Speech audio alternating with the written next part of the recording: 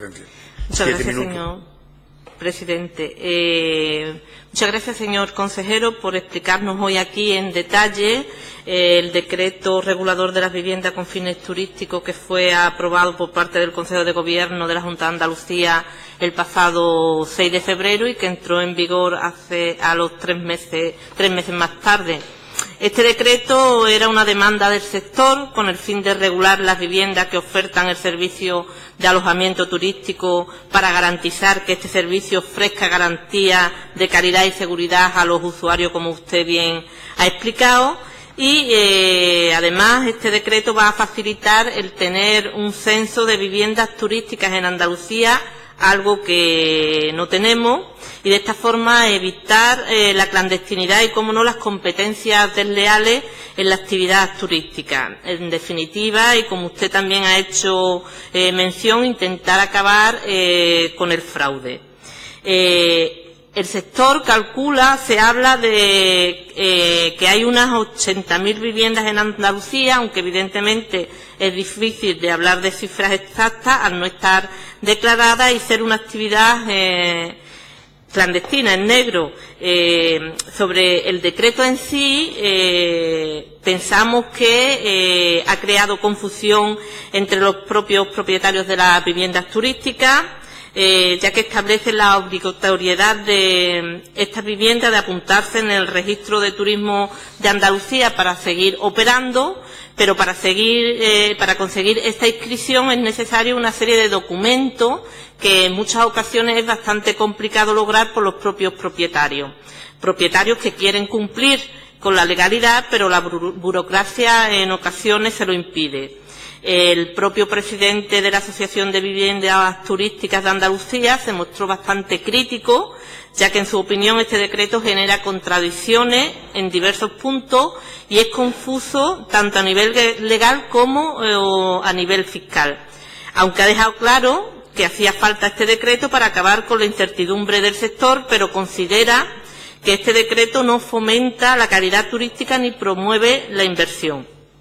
Uno de los requisitos para apuntarse en el registro de turismo de Andalucía es la entrega de una cédula de habitabilidad de la vivienda, requisito que, como bien decía la portavoz de Izquierda Unida, en ocasiones es bastante difícil o casi imposible hacer casas antiguas y carecer de dicha cédula de habitabilidad la vivienda, y en los ayuntamientos pues la verdad es que no están facilitando esta cuestión. Se ha pensado cómo solucionar esta cuestión, ya que, como decían, no son propietarios que quieran hacer un negocio clandestino, todo lo contrario, pero se encuentran con este problema.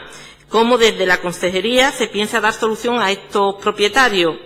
Muchas de las viviendas de las que se ofrecen como viviendas turísticas en Andalucía se hacen como consecuencia de la crisis y del paro, ya que muchas personas que han perdido su empleo han visto cómo, alquilando sus viviendas o habitaciones, pueden conseguir una entrada extra. Si para poder inscribir estas viviendas y al carecer de cédula de habitabilidad tienen que acudir a un arquitecto, va a ser impedimento más a la regulación de estas viviendas. Porque, como usted bien sabe, señor consejero, no todas las viviendas turísticas en Andalucía tienen la misma situación.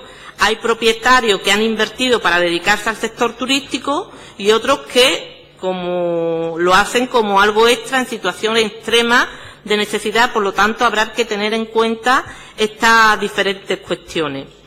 Los empresarios hoteleros y departamentos turísticos han sido uno de los que han pedido la regulación de este tipo de viviendas, pero con una serie de condiciones y obligaciones que en ocasiones no tienen en consideración este tipo de viviendas turísticas al querer exigirle los mismos requisitos que a un gran hotel. Y está claro que con este decreto, como se ha dicho, ya tiene como objetivo evitar el fraude, la clandestinidad y la competencia desleal, además de garantizar los derechos de los usuarios.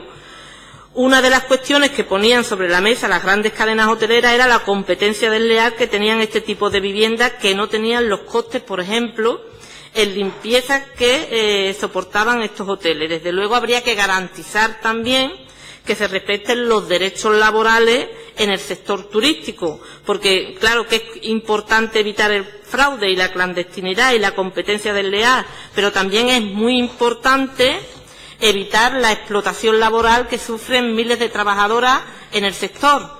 Caso las Kelly, las que limpian, que han externalizado su trabajo, ya ni siquiera son camareras de piso, las contratan a media jornada para que trabajen la jornada completa, en condiciones de estrés, para que después de echar más de 10 horas diarias su salario se quede en 550 euros.